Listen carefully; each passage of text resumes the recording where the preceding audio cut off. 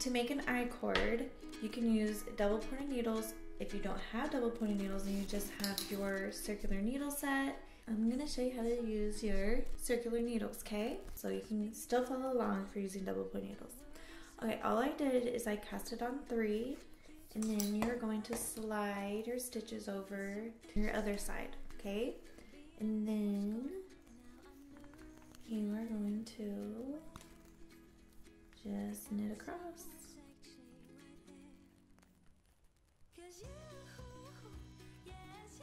Okay, and slide the stitches over.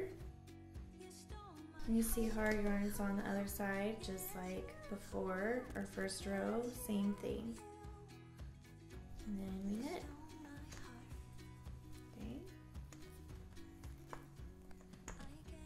And then the more rows you do, you're going to start seeing it turn into a little tube.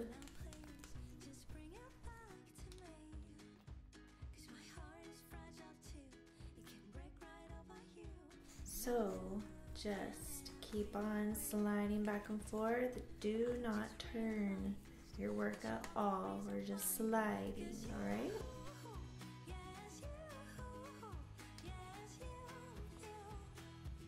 It was kind of fun.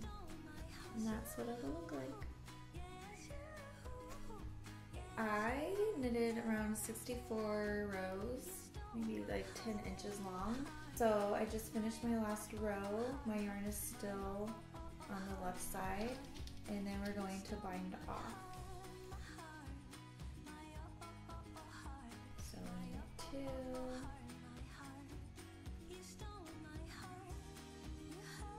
Okay, and then